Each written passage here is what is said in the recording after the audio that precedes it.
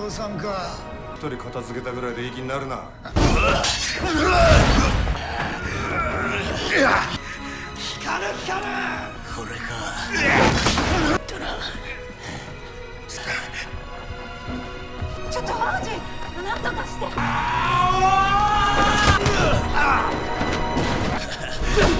光れ。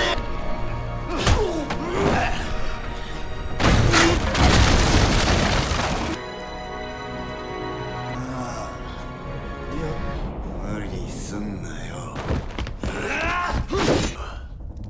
負け犬が誰にも邪魔はさせん。なんだてめえは。邪魔。死ね。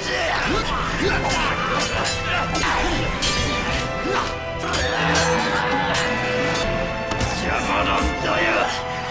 それだ。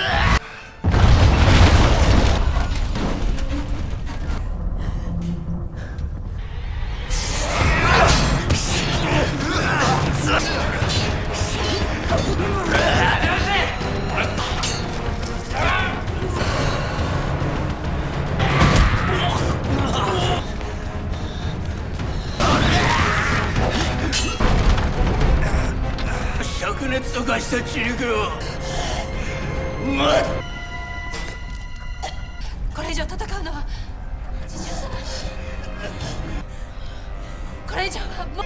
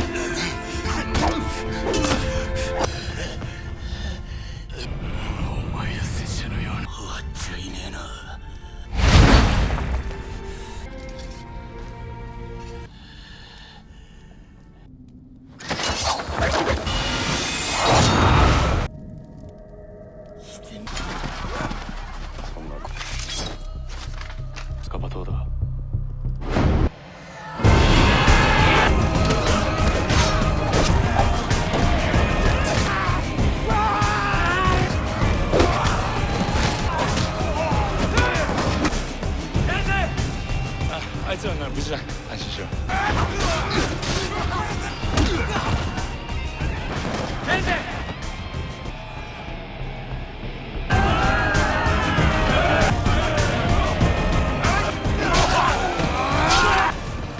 大火か。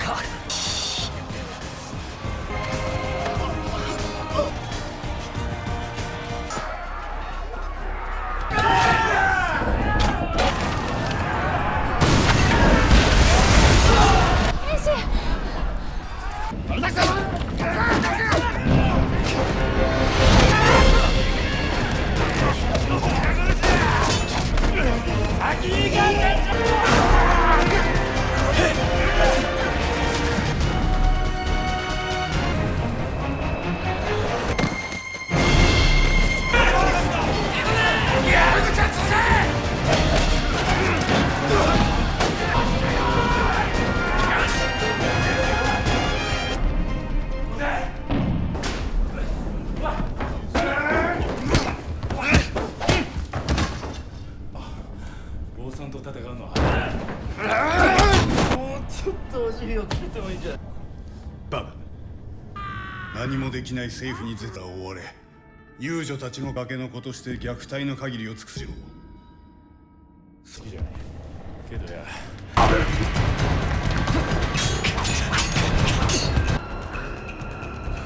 あいにくゆるりと会話を楽しんでいる余裕。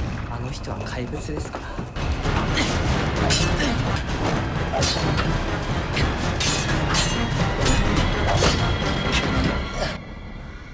前より早い。こちらも。お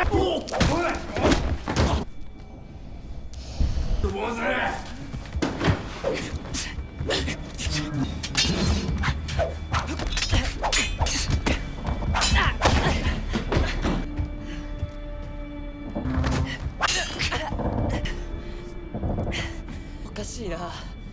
強い。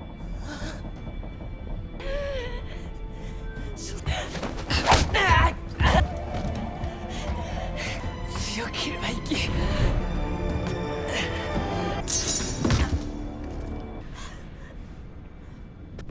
勝負に勝った方、一度や二度の戦いで真実のこと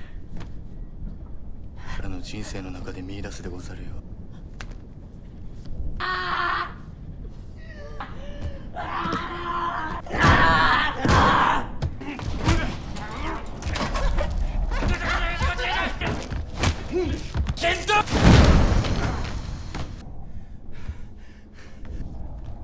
ちゃんと鍛えた。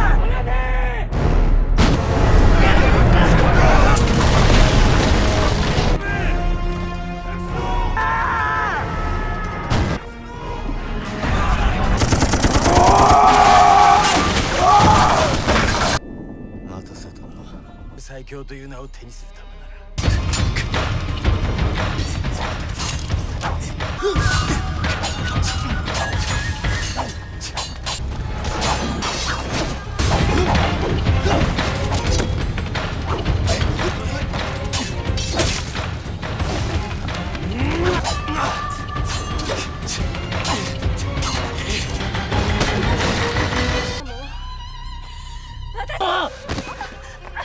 なぜ人斬りはったざい。お前を倒すために全てを捨てて。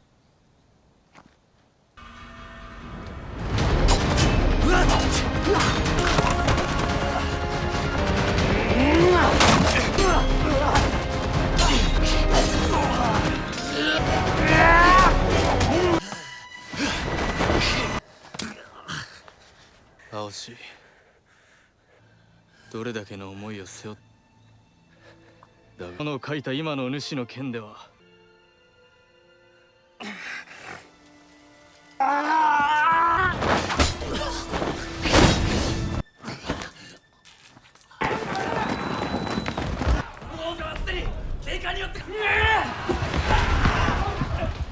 下がってるでござる。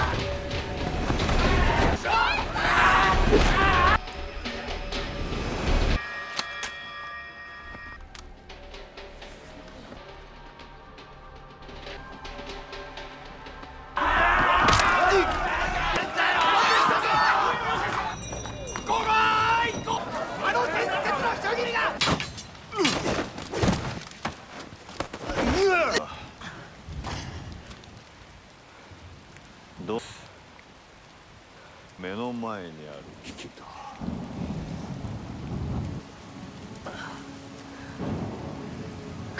ことしかできない子供のまま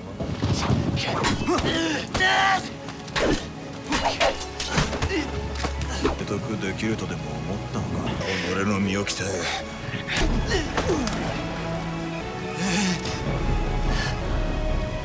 何だ。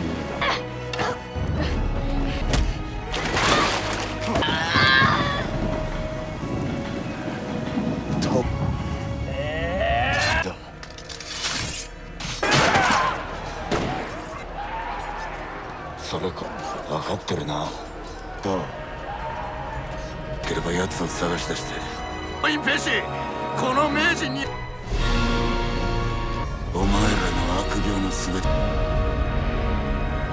あの者警察署まで連絡するべし。近頃のさ見つけ次第警察署。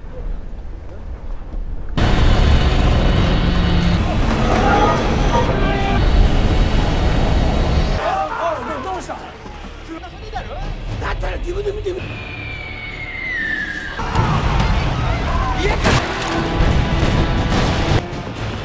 鋼鉄艦の狙い早急に調査しろ。農夫に訴える方が王子一人を開始するぞ。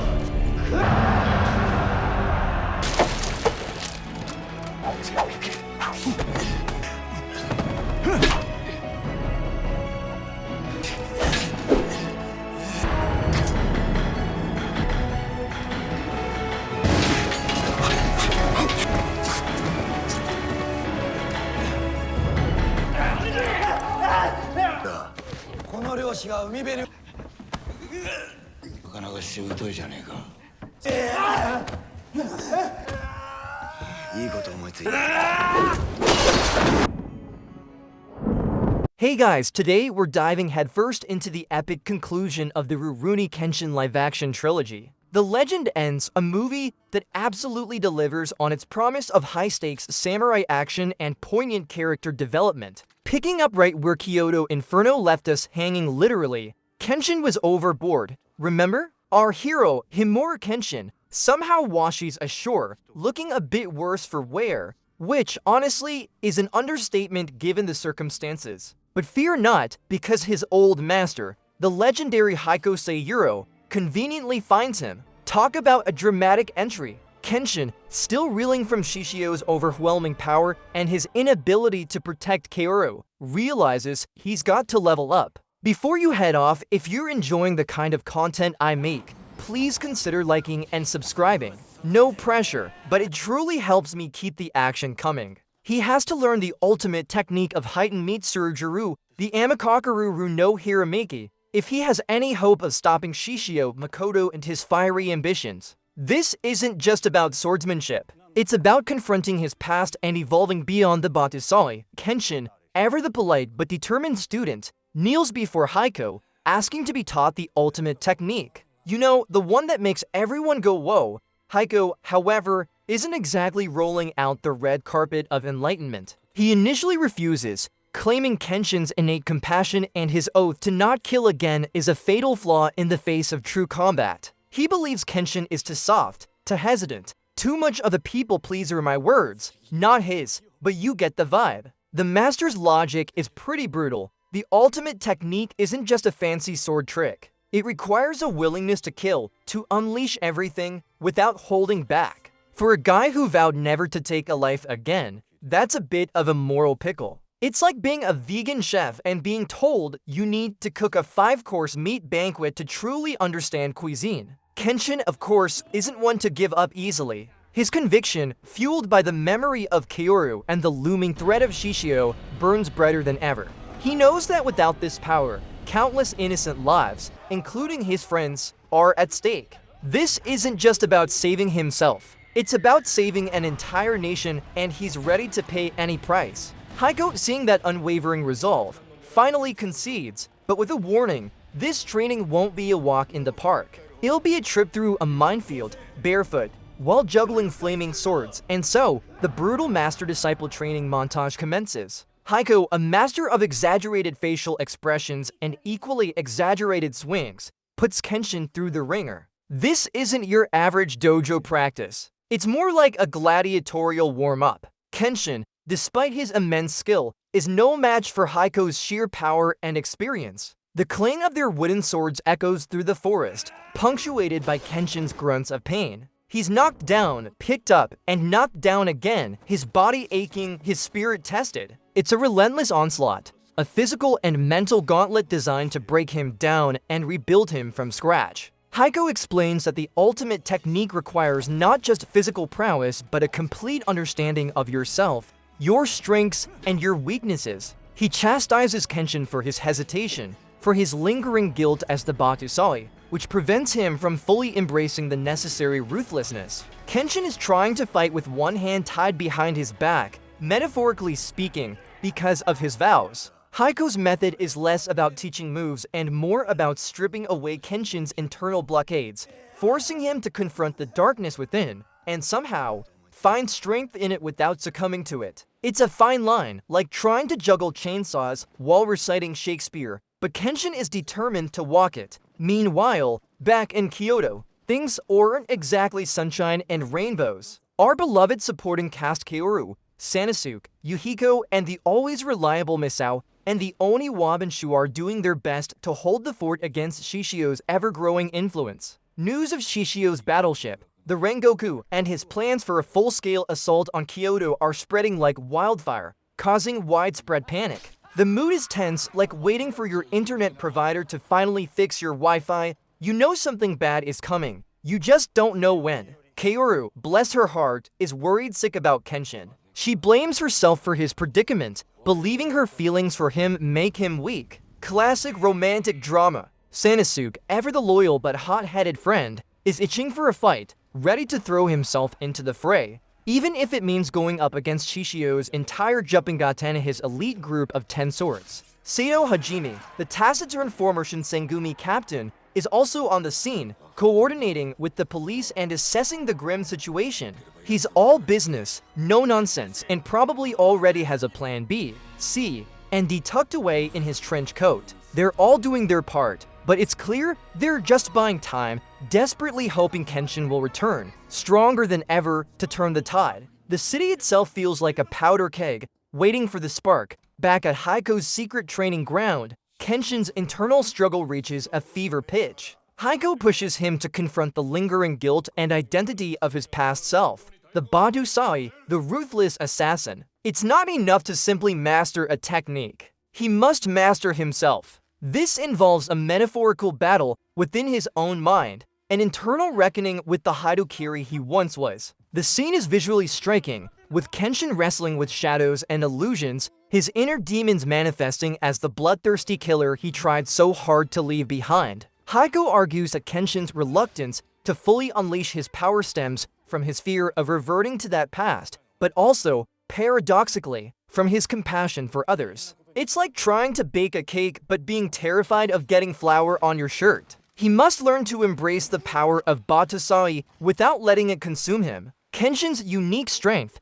Hiko explains, is his desire to protect the weak, but if he holds back, that very desire becomes his undoing. He must fight with the intent to protect, not just to win, and paradoxically, that means being prepared to kill if absolutely necessary. It's a heavy concept, like trying to explain quantum physics to a goldfish. He needs to find a way to reconcile his past as a killer with his future as a protector. To weave those two identities into a single, unstoppable force, while Kenshin is busy having an existential crisis and getting his, but kicked by his sensei, Shishio Makoto is making major moves. His colossal, ironclad battleship, the Rengoku, is less a ship and more a floating fortress of doom. He intends to use it to launch a devastating attack on Kyoto, overthrowing the Meiji government and plunging Japan into an era of chaos where the strong survive. His version of a social safety net, I suppose. It's a vision fueled by vengeance and a serious case of I'm better than everyone else syndrome.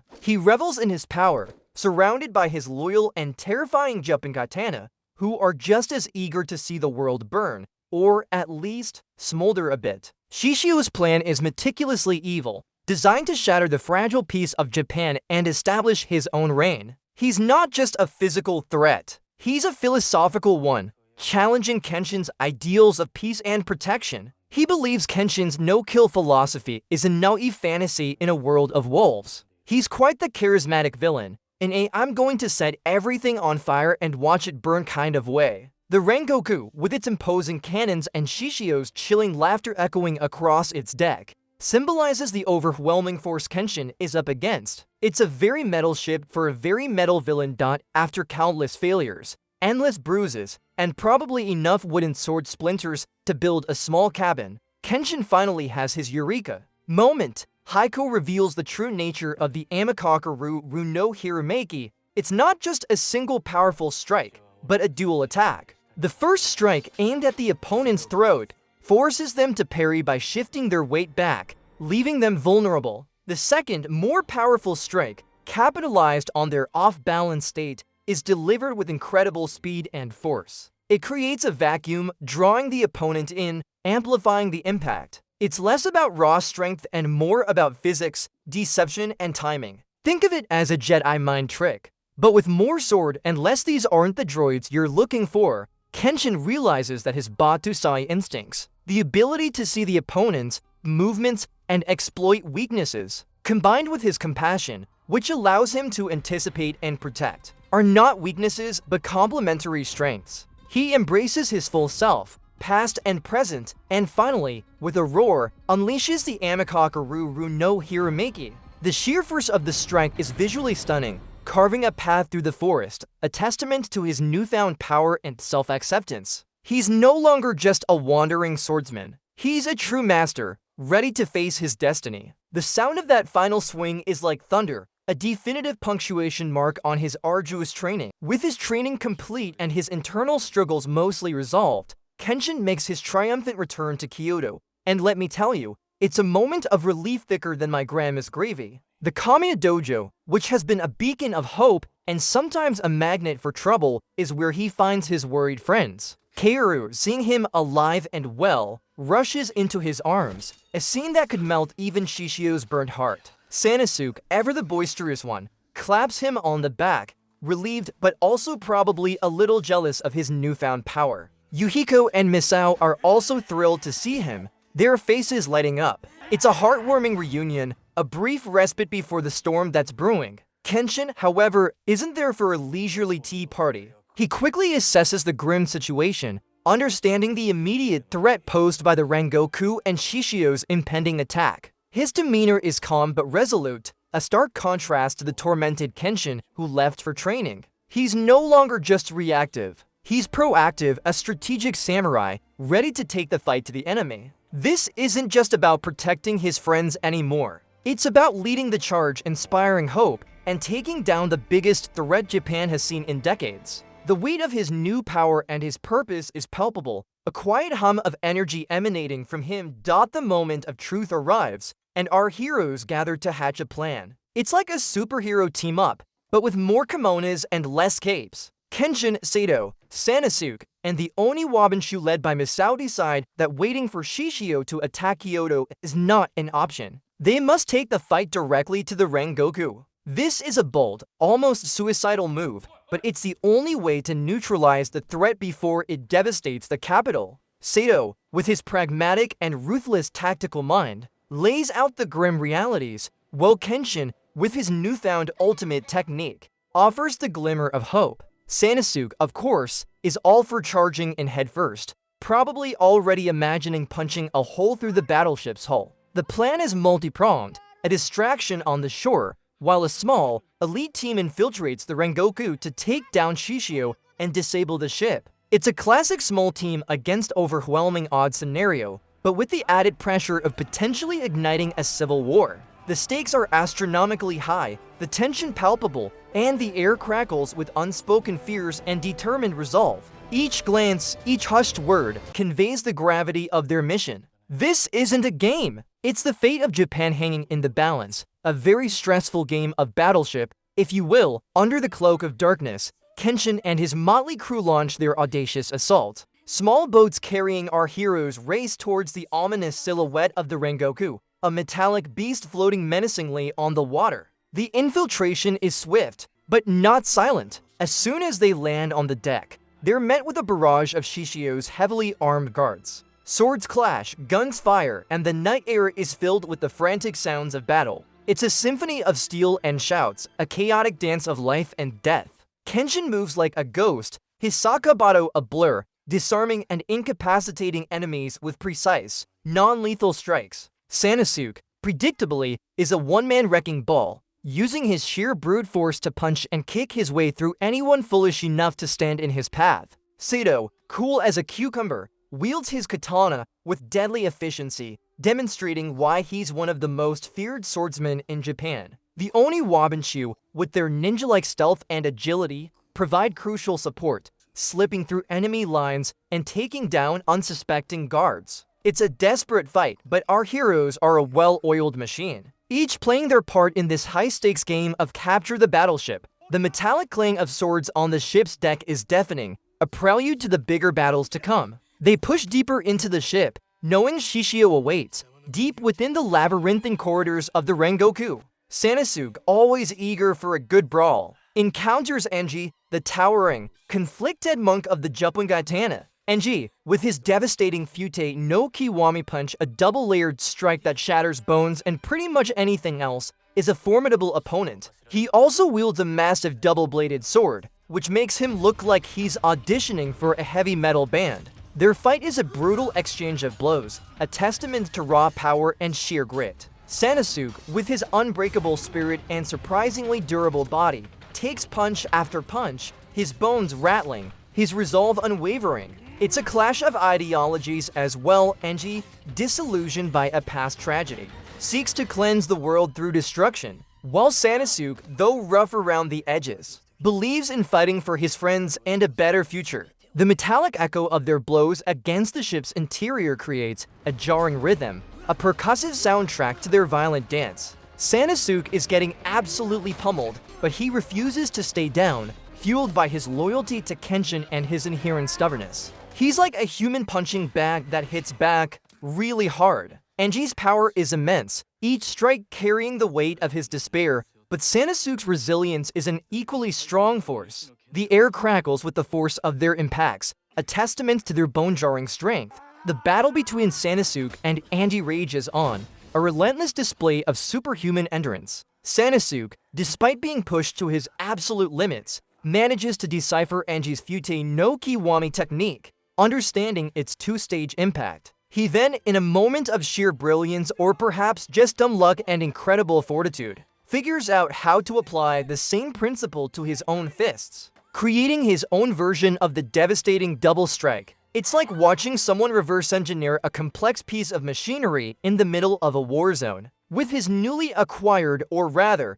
discovered technique, Sanosuke turns the tables. He delivers a series of powerful blows, countering Anji's destructive force with his own, equally potent, protection-driven strikes. Anji, finally defeated and humbled, realizes the error of his ways, the futility of seeking salvation through destruction. Sanosuke's unwavering spirit and willingness to fight for something good, even after taking such a beating, opens Anji's eyes. It's a powerful moment of redemption, a testament to Sanosuke's often underestimated ability to inspire. He's not just a brawler, he's a catalyst for change. The fight ends not with death, but with a profound understanding, a rare outcome in this brutal world. The monk, battered but enlightened, offers a gesture of peace and perhaps a new path forward. Sanosuke, ever the good guy despite his rough exterior, offers a hand, showing compassion even to a former enemy, while Sanosuke is busy converting monks to the path of good. Kenshin is navigating the inferno of the Rengoku's lower decks. The ship is a chaotic maze of steel, fire, and Shishio's remaining henchmen. Each step Kenshin takes is a testament to his agility and focus, his eyes scanning for threats, his ears tuned to every creak and groan of the damaged vessel. He encounters various members of the Juppongatana, though many are quickly dispatched or circumvented, proving that while they are powerful, they are not Kenshin. He faces off against a few, showcasing his honed skills, easily deflecting blows and incapacitating opponents without breaking his vow not to kill. The sound of distant explosions and the acrid smell of smoke fill the air, creating a truly oppressive atmosphere. It's like walking through a really intense video game level, but with much higher stakes and no respawn button. He's a blur of motion, his Sakabato flashing, his focus absolute. He knows time is of the essence. Shishio won't wait. Kenshin's objective is clear: reach Shishio and stop him. The lesser opponents are mere obstacles, quickly brushed aside on his path to the final confrontation. Every deflect and dodge, every calculated move, builds towards the ultimate showdown. He's a man on a mission and nothing, not even a floating furnace, will stop him. And then, the rematch everyone was waiting for, Kenshin versus Seijuro Cedar, Shishio's right-hand man and the terrifyingly emotionless prodigy. Seijuro, with his unnerving, perpetual smile and lightning-fast Shukuchi technique, which makes him appear to disappear and reappear instantly, nearly defeated Kenshin in their previous encounter. This time, however, Kenshin has new tricks up his sleeve and a renewed sense of purpose. Seijuro's smug confidence, built on his belief that emotions are weaknesses, is still very much intact. He believes he's invincible, untouchable, a human speed demon. He moves like a phantom, his blade whistling through the air, aimed directly at Kenshin. The first few exchanges are a blur, a whirlwind of speed and precision. Kenshin, however, is no longer caught off guard. He studied Seijuro's movements, understood the mechanics of his Shukuchi, and is ready to counter. This isn't just a physical fight. It's a battle of philosophies, of emotional resilience versus cold, detached efficiency. Seijuro sees Kenshin's compassion as a flaw, while Kenshin sees Seijuro's lack of emotion as a void. The stakes are higher, the tension thicker, and the choreography, as always, is absolutely breathtaking. This isn't just a simple sword fight. It's a psychological chess match where every move matters and the clack of their blade. The rematch between Kenshin and Seijuro reaches its dramatic climax. Kenshin, using his newly mastered Amakaku no Hirameki, is able to finally counter Seijuro's seemingly impossible speed. He doesn't just block, he anticipates, he exploits. The second strike of his ultimate technique, the powerful vacuum, pulls Seijuro into Kenshin's range, completely negating his Shukuchi. It's a moment of pure genius, a testament to Kenshin's growth. The clash is deafening, a sharp, metallic shriek as Kenshin's reverse blade katana meets Seijuro's. But this time, it's Seijuro's blade that breaks, shattering into pieces. And with his sword, Seijuro's carefully constructed mask of emotionless superiority shatters as well. The chilling smile vanishes, replaced by a raw, guttural cry of anguish and despair. All the suppressed trauma of his childhood, all the pain he buried under that perpetual grin, comes pouring out. It's like watching a dam break, revealing a torrent of long-held sorrow. Kenshin, ever the compassionate warrior, doesn't press his advantage. Instead, he offers words of understanding, acknowledging Seijuro's suffering in the path that led him to Shishio. It's a profound defeat for Seijuro, not just physically, but psychologically. He is left utterly broken, realizing that his strength was merely an avoidance of pain, and that Kenshin's weakness, his emotions, is actually his greatest power. It's a somber, impactful moment, showcasing Kenshin's ability to not just defeat, but to heal. Even his enemies, having defeated Seijuro and navigated the perilous Rengoku, Kenshin finally reaches the main hall. But Shishio, ever the showman, has already made his grand entrance. He's not just waiting, he's conducting an audience with the terrified government officials he's rounded up. It's less a meeting and more a monologue, where Shishio declares his intention to overthrow the Meiji government and assert his dominance over Japan. He outlines his vision of a survival of the fittest society, where the weak are purged, and only the strong, i.e., him, dictate the future. It's a chillingly charismatic performance, a master manipulator at work, attempting to legitimize his violent coup. He demands a one-on-one duel with Kenshin in front of witnesses to decide the fate of Japan. A bit dramatic, but you gotta admit, it's good theater. He believes Kenshin is the only one who can truly challenge him, and he wants to crush him utterly, publicly, to cement his reign. The tension in the room is suffocating, a silent scream of fear and anticipation. The officials, caught between a rock and a burnt place, can only watch as the stage is set for the ultimate showdown. The air crackles with the unspoken promise of imminent violence, the metallic tang of destiny hanging heavy. The stage is now officially set for the main event, Kenshin Himura vs Shishio Makoto. The grand hall, opulent but now reeking of tension, becomes their arena. The government officials and Shishio's remaining cronies are mere spectators to this historic clash that will determine Japan's future. Kenshin stands ready, his sakabado drawn, his gaze fixed on Shishio. His expression is one of grim determination, a blend of his past as Batusai and his present as a protector. Shishio, still confident, still menacing, unwraps his signature blade, Homura, a sawtoothed katana designed to ignite from the friction of his own body fat, a grotesque testament to his horrific burns. It's a weapon as unique and terrifying as its wielder. He practically radiates malevolence, a living embodiment of fire and ambition.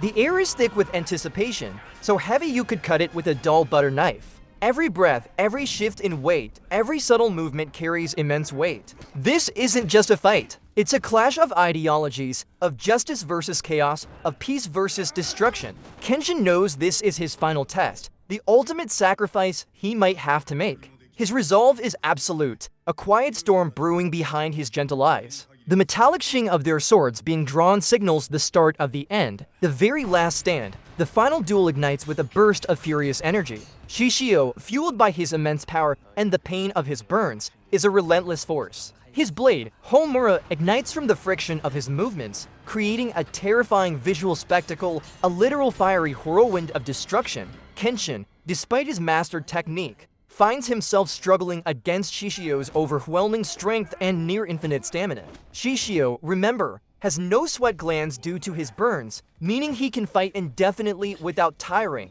It's like fighting a literal furnace that never runs out of fuel. The clang of their blades reverberates through the hall, each strike a testament to their incredible skill and lethal intent. Kenshin initially is on the defensive, parrying Shishio's devastating blows, trying to find an opening, a weakness in his seemingly impenetrable defense. Shishio taunts Kenshin, challenging his ideals, calling his no-kill oath a pathetic weakness. He wants to break Kenshin, not just physically, but spiritually. The sound of Homura igniting with a whoosh is chilling, a stark reminder of Shishio's brutal power. Kenshin's movements are precise, but Shishio's brute force and unending endurance are a formidable hurdle. This isn't just a physical struggle, but a battle for Kenshin's very soul, testing the limits of his conviction. The sheer kinetic energy they generate is palpable, a whirlwind of steel and fire. Just as Kenshin begins to falter under Shishio's relentless assault, a new player enters the fray, Seido Hajime. Because who doesn't love a good tag team match, especially when the odds are stacked against our hero? Seido, ever the pragmatist, recognizes that Kenshin cannot defeat Shishio alone. Rules be damned when the fate of Japan is on the line. With a furious roar, he charges Shishio, unleashing his signature Gatatsu, a powerful, piercing thrust. The sound of Seido's blade slicing through the air is sharp and decisive, a counterpoint to the chaotic clash that preceded it. Shishio, momentarily surprised, is forced to defend, giving Kenshin a much-needed breather. It's a fantastic moment of camaraderie. Even from the notoriously aloof Seido, he fights with a cold, calculated fury, his eyes burning with the determination of Evolve protecting its pack. He's not just fighting for Kenshin, he's fighting for his own twisted sense of justice, for the integrity of the Shinsengumi's legacy, and for the Japan he believes in. The metallic clack of Seido's sword against Shishio's Homura adds a new layer to the soundscape of battle, an urgent, desperate rhythm. The dynamic shifts, creating a brief window of hope, a tiny crack in Shishio's impenetrable defense. It's a bold move, and it shows the depth of his unspoken respect for Kenshin. No sooner does Seido join the fray than another unexpected ally enters the ring, Aoshi Shanomori, the former leader of the Oni Wabanshu, who's been brooding and obsessing over Kenshin and his own shattered pride for what feels like centuries, finally channels his dark energy towards the true villain. Aoshi, wielding his dual kodachi with incredible speed and precision, launches himself at Shishio. His movements are fluid, almost dance-like, but utterly lethal. His motivation isn't pure altruism. It's a convoluted blend of avenging his fallen comrades, proving his own strength, and perhaps a grudging acknowledgement that Kenshin is the only one who can truly defeat Shishio. The whoosh of his kodachi blades cutting through the air is swift and deadly. He strikes with a cold, focused intensity, his eyes narrowed, his expression grim. Shishio, now facing two of Japan's most formidable swordsmen, is starting to feel the pressure, even with his seemingly inexhaustible stamina. The multi-weight clash is a whirlwind of steel, fire, and desperate tactics. It's like a really intense boss battle in a video game, where the boss has multiple health bars and you have to rely on your party members. Aoshi's dark resolve adds another layer of complexity to the already chaotic dance of death, making Shishio work harder than ever. The metallic symphony of three swords clashing is a beautiful, terrifying spectacle. Just when you thought the party couldn't get any wilder, Sanosuke's cigar bruised, battered, and probably running on pure stubbornness and adrenaline limps into the main hall. He might not be as graceful as Kenshin or Aoshi, or as precise as Seido, but his heart is bigger than a house, and his fists hit harder than a freight train. He grabs his massive Zanbatu, a sword so absurdly large it defies physics, and charges Shishio, adding his raw power to the desperate tag team effort. He's less about elegant swordplay and more about blunt force trauma, but hey, it works. The thwack of his giant sword connecting with Homura is a satisfying, heavy sound, distinct from the lighter clang of the other blades. He throws wild punches, using his newly developed Fute no Kiwami to land devastating blows. Shishio, despite his power, is now being overwhelmed by the sheer, combined force of Kenshin's allies. It's a glorious display of friendship and teamwork, a true power of Nakama moment. Sanosuke, despite his pain, fights with a fierce loyalty, embodying the spirit of a true friend. His intervention is crucial, buying Kenshin precious seconds to recover and prepare for his final, decisive blow. He's the comic relief, the muscle and the heart all rolled into one, and he's not letting Shishio lay a hand on his pals. The collective groan of Shishio's followers must be deafening, watching their leader get pummeled from all sides. After Seido, Aoshi, and Sanosuke have bought him crucial time, drawing Shishio's fire and wearing him down, it's Kenshin's moment to shine, and perhaps his last. The three allies fall back, spent and injured, leaving Kenshin to face Shishio alone one last time. This is it, the ultimate showdown, the clash of destinies. Kenshin, drawing upon every ounce of his training, his compassion, and his newfound understanding of the Amakakuru no Hirameki unleashes the ultimate technique. The first strike is a feint, a blindingly fast swing aimed at Shishio's throat, forcing him to shift his weight and open himself up. The whoosh of the blade is almost imperceptible. Shishio, confident in his defense, falls for the trap, his body twisting, his guard momentarily broken. Then comes the second strike, the true power of the Amakakuru no Hirameki. Kenshin pivots, his body a blur of motion, creating a powerful vacuum that draws Shishio in, amplifying the force of the final blow. The metallic crack of his Sakabado against Shishio's blade, or perhaps directly against Shishio, is earth-shattering. It's a technique born from both his past as a killer and his vow as a protector, a perfect blend of destructive power and unwavering will. The sheer force of the blow is visually represented as a wave of energy, pushing Shishio backward, utterly defeated. It's a moment of poetic justice, a hero finally reaching his full potential. The silence that follows is deafening, a stark contrast to the cacophony of the battle. Marking the decisive blow, Kenshin's ultimate technique lands a critical blow. But it's not the strike itself that finishes Shishio. Remember his peculiar physiology? Due to his horrific burns, Shishio cannot sweat, which means his body temperature rises uncontrollably during prolonged combat. Kenshin's final, devastating attack pushes him past his breaking point, forcing his already superheated body to an unbearable extreme. In a truly gruesome and visually spectacular moment, Shishio Makoto's body spontaneously combusts. His clothes ignite, his skin crackles, and he bursts into a column of flame, consumed by his own internal fire. It's a fitting, albeit dramatic, end for a villain who lived by fire and violence. The sound of crackling flames and Shishio's final, guttural scream of defiance and rage fills the air. He burns to ashes, a symbol of his destructive ambition turning inward, destroying himself. It's a chilling scene, a stark reminder of the consequences of extreme vengeance and hatred. The collective gasp of the remaining onlookers, the terrified whispers, underscore the horror of his demise. The Rengoku, now a smoldering wreck, and the fiery death of its captain, mark the end of Shishio's reign of terror. Japan is safe, but the cost, and the memory of Shishio's fiery end, will undoubtedly linger for a long, long time. The smoke curling upwards is the last sign of his existence. With Shishio finally vanquished, the Rengoku is a scarred but silent testament to the night's epic battle. As the sun begins to peek over the horizon, casting a golden glow over the ravaged ship, Kenshin stands, weary but victorious, surrounded by his battered but proud friends. Sato, Aoshi, Sanosuke, Kaoru, Yuhiko, and Misao all injured, all exhausted, but all alive. The collective sigh of relief is almost audible. It's a moment of profound peace after an eternity of chaos. The threat of Shishio is gone, and Japan can finally breathe again. The future is still uncertain. There are wounds to heal, both physical and societal, but a new dawn has truly broken. The sound of waves gently lapping against the ship replaces the metallic clang of swords, a soothing balm after the storm.